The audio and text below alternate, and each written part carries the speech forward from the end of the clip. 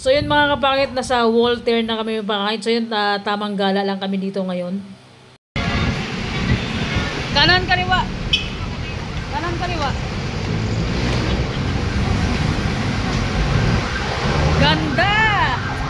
Ganda babae.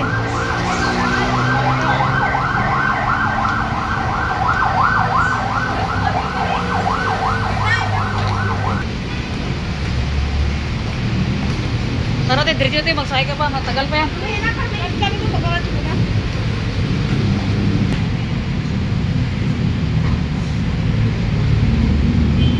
Pindutin mo na. So yun mga kapangit, pagkatapos niyan, kumain muna kami sa sa inasal, and umalis kami ng bahay mga kapangit, alas 2 na, so sobrang gutom na din.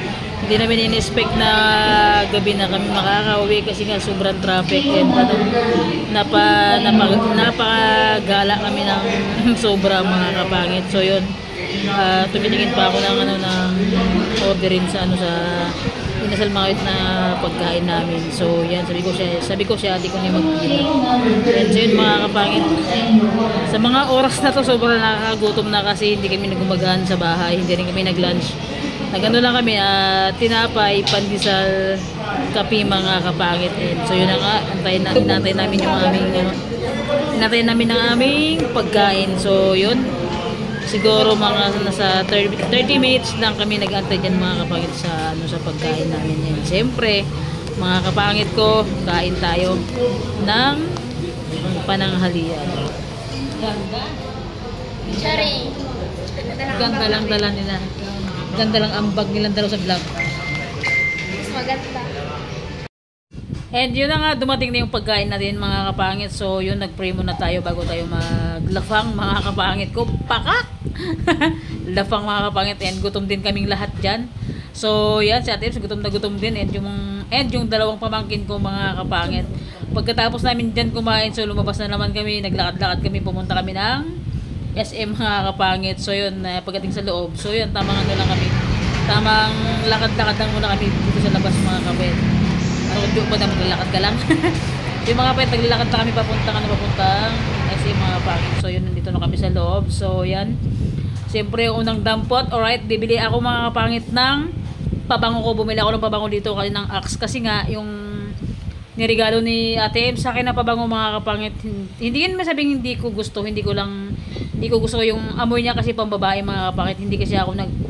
Hindi ako gumagamit ng pambabae na pabango mga kapangit, talagang panlalaki gusto ko yung pabango. So yun, dahil nga hindi tayo nakabili ng pabango sa Palawan, dahil yung pabango pa ubos na din, kaya yun, bumili tayo ng ng Axe na pabango mga kapangit. Kasi dati kasi mga kapangit, talaga yung pabango ko Axe talaga, hindi ako nagpapalit talaga ng ng pabango mga kapangit. And ilang taon din akong gumamit ng ng Axe na pabango kasi gusto ko talaga yung amoy niyan. So yan, bili tayo ng lotion mga kapangit para naman hay, pumuti-puti na, kuminis-kinis naman tayo ng konti mga kapangit ko. So yan, bumili ako ng lotion, and bumili ako ng pabango, bumili ako ng ng alcohol.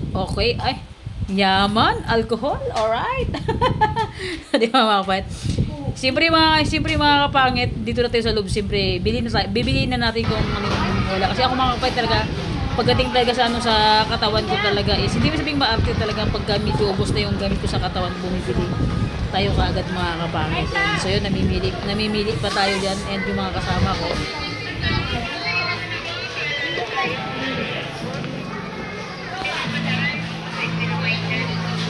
Ang bango ng Axe na nakuha.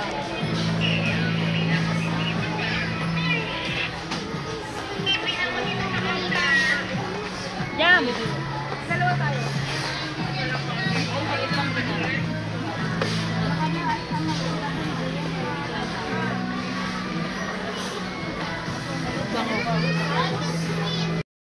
So, yun, umikot-ikot pa kami dyan hanggang sa Mahilo kaming apat. So, yung mga pangit, hindi, may hinahanap pa kasi ako, naghahanap kasi ako ng ng Crocs na pambata na dalawa. Kasi bibilihan ko yung pamangkin ko mga pangit sa sa Palawan. Yun kasi yung nag-aalaga sa pinakamamahal kong mimaw mga pangit, yung alaga kong pusa. Ako naman, siyempre, ayaw na ayaw ko magutuman yung mga pangit. And Yung dalawa kong pamangkin naghahanap din ng ano ng mga ano nila ng gagamitin nila sa ano sa debut.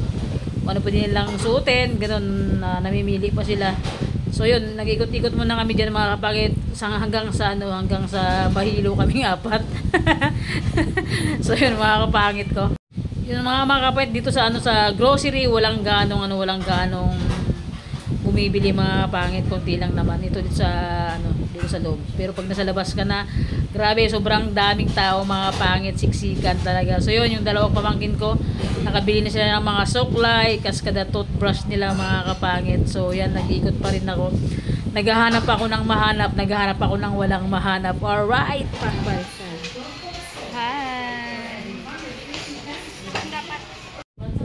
So, yan, nandyan na nga tayo mga kapangit. Siyempre, ano ba bang gagawin natin? Dito, siyempre, magbabayad tayo mga kapangit. Grabe nakaka-stress. Grabe mga kapit, ang hirap paghanap buhay. Saglit lang maubos yung pera mga kapangit. Pero ganoon talaga. Kaya tayo naghahanap buhay talaga. Kaya tayo naghahanap buhay para, para mabili natin yung gusto natin mga kapangit. So, yun. Charot lang mga kapangit. Ganoon talaga, kailangan natin magpakahirap magtrabaho para makabili tayo ng kung ano natin kailangan. So yun yung ate ko sa kasi si Kali dyan sa may likod ko tayo nagpapakit sila sa vlog oh di ba? Gawin ang gawin yung mga ganda lang dala nila. Saan ka lulugar? Ay ayaw ko. Di ba? So yung mga pangit dahil nga walang nagbigay na lang ako ng 9 pesos mga pangit ito kasi nga hiningan ako ng 9 pesos. Sabi ko, pwede bang mahingi na lang number mo? Ay, charot. Ay, ayaw ko. Charot lang mga pangit. Joke lang mga kapangit ko. And pagkatapos diyan mga kapangit, pumunta kami sa taas dahil nga so yun, nag-oli bata muna kami ngayon, nag-games kami sa taas. Let's go, sabi ko. So yun, nag-basketball. Bibili siya ng makeup mga kapangit para sa sa makeup nila sa debut ni Ila sa sa 29. So yan, pumipili sila. So yun mga kapangit, unang tira 3 points, pangalawang tira 3 points, hindi tira mga kapangit, pero mga 3 points, 3 points, diba?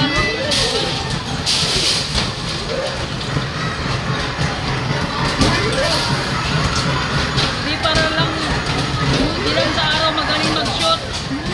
Pati sa gabi. Labas.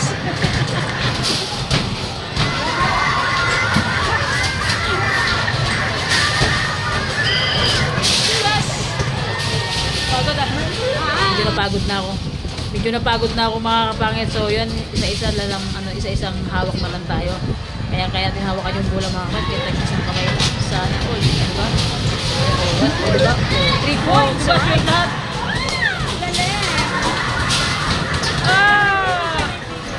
Yay! Yay! And so yun mga kapangit, para end tayo So yun mga kapangit, nandito na tayo sa promenade mga kapangit. So kanina mga kapangit, hindi na ako nag-video doon sa sa front papasok kasi nga medyo palubat na yung phone natin mga kapangit ko. And sobrang tinipid ko mga kapangit yung battery ko para makapag-vlog tayo dito mga kapangit ng part 1, part 2 kasi grabe. Kung yung lang mga kapangit, yung spot lang, grabe ang ganda talaga dito mga kapangit, solid talaga. And napaganda dito mga kapangit yung abangan yung paglubog ng sunset mga kapangit kasi ang daming nagja-jogging dito, ang daming nag-skateboard dito mga kapangit. And ang dami ding nagbabike dito mga kapangit. Sobrang ang dami nag-skateboard dito mga kapangit. Hindi lang natin nakakuha ng video. Sobrang ganda na. Grabe mga kapangit, napakalayo ng iikutan namin. Doon kami nanggaling sa pinakadulo. So iikot kami sa may pinakadulo. Ay, mali ang dinaanan natin. Mga kapangit, tignan nyo. Yan, para ka na sa Baguio. Ganda na place dito. Okay. Diba? Iba yung sulit na pupuntahan pag may kasama kang ka-date. Wow. Diba? Dapat nagdala tayo ng bike. Diba? Sana all. Hawakan mo tayo natin to. Hindi ka na naka-video na yan. Naka-video. Ito mga kapangit. Wait lang. Para kunyari chill lang tayo. Sarap sa pakiramdam. Sarap sa legs. Diba? Yung tipong nag-picture taking ka na, tapos pray ka pa magpano magpaganda ng katawan dito. So, yun. Kung gusto mo mag-chill, carry bell lang. Diba? So, sa mga kapangit natin dyan na nakasubscribe sa taga dito, sa Dasma. Ganda pala dito sa sa place nyo. Ang ganda. Oh. Wait lang. Parang nakakapagod Ayusin natin. Kasi kita M. Baintas mo. Hindi na ako nakikita. Diba mga kapangit? Saan yung pagkikitan? Ayun pa doon pa yung sa dulo. Kita mo yung mga parol-parol na yan? Mahaba pa. Oo. Pagod. Kailangan nating Sarap tisin. dito. Guys. Tara na, si time sa... Tara na, malay pa yung ating lalakbayin. Solid dito mga kapangit, ang ganda. Tignan nyo. Pwede ka na dito, pwede ka exercise, jogging, picture taking. Dito na yata lahat mga kapangit pag gusto mong magpapawis. So yan, ganda ng view. Wala tayong dalang maganda palibad ang drone shot dito. Ang ganda ng place. Ay, saan siya ate? Medyo malayo pa yung ikutan natin ata Tapos pababa pa tayo. Iikot kami mga pangit dun. Pabalik sa paganyan sa kabila. Saan siya ate Ems?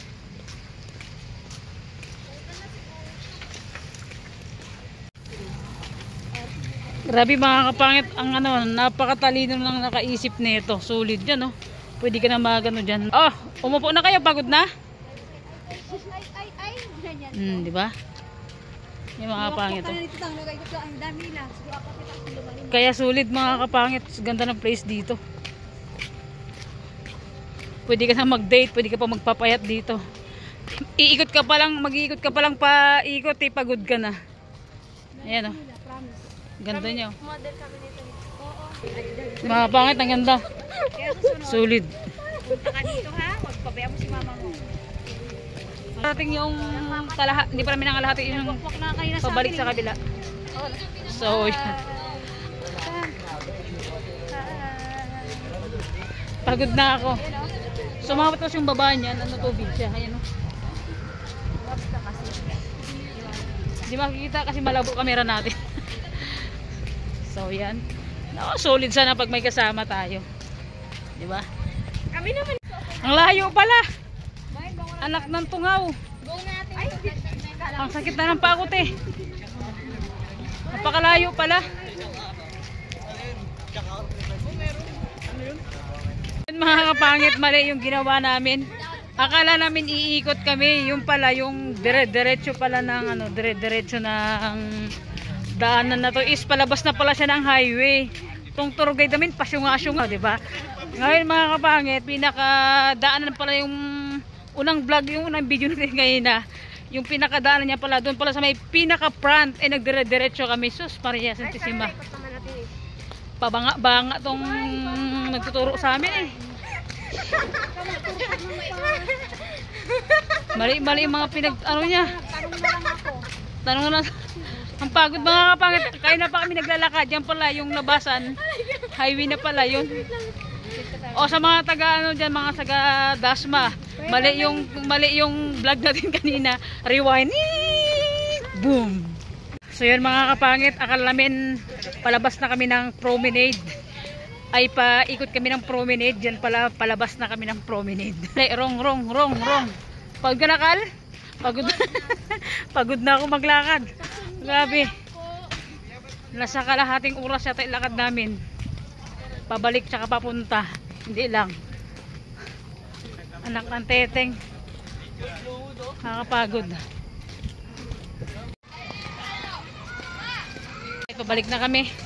Medyo nasa kalahati na kami mga kapangit. Promenade. Bakit? Paano naging to? Paano nila tinawag na bakit naging promenade?